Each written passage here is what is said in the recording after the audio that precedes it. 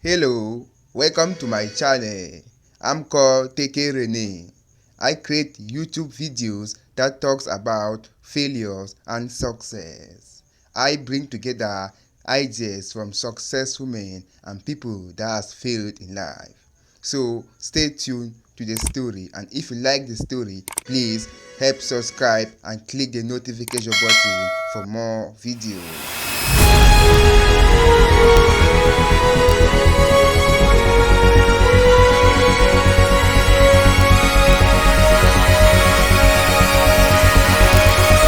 Insisted in being respected, even though we're prisoners. She said, "Who are you to ask for my name? What's your name?" You have a limited time to stay on earth. We do not care whether the cat is black or white, as long as it can catch mice. But humility is one of the most important qualities which you must have. I was paralyzed because he made my day. Our attitude towards any country is determined by the attitude of that country to our struggle. But our brain said, if you don't talk to this man, your country will go up in flames. It is the desire of every freedom fighter to disappear under a cloud of glory. I don't know if I have paralyzed you. No. On the story today, I will be talking about the story of Nelson Mandela. Nelson Mandela, who was the president of South Africa. What about Nelson Mandela? That is the episode of the story today. Stay tuned and listen to the story.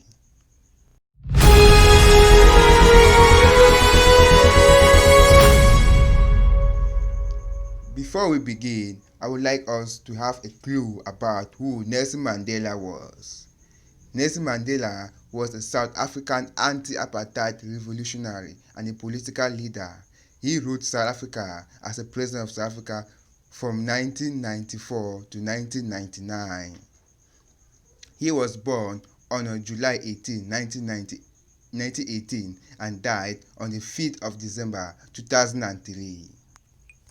He was imprisoned for 27 years and later became the South African president. He did not just become the South African president, he also became the first black South African to ever rule South Africa after independence. Guards to treat you with respect. You're in prison and you said, I will only respond to the name Mandela or Mr. Mandela. You must fight the battle for dignity on the very first day you go to jail. Really? And that's what we did. We put our foot down and insisted in being respected, even though we're prisoners. And we eventually succeeded in that.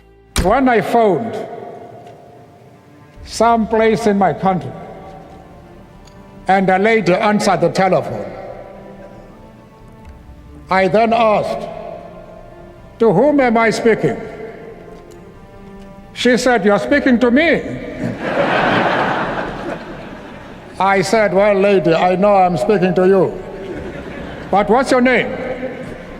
She said, "Who are you to ask for my name? What's your name?" I say, "Well, lady, as soon as you tell me your name, I'll tell you mine." But as we argued as to who should tell his or her name, she became very cross. And she said, "You seem to be a backward person. Have you passed your matric?" Now, matric in our country is a university entry examination. And I said, "Well, lady, you must be very careful. Because if the qualification to speak to you is the possession of a matric certificate, I might work hard and pass my matric and be in the same class as you are." That was treason. She said, "You will never be in my class," and bang the telephone. How I wish she were here today. She would now discover that I have achieved more than pass my matric. I hated oppression. And when I think about the past, the type of things they did, I feel angry. You have a limited time to stay on earth. You must try and use that period for the purpose of transforming your country into what you desire it to be.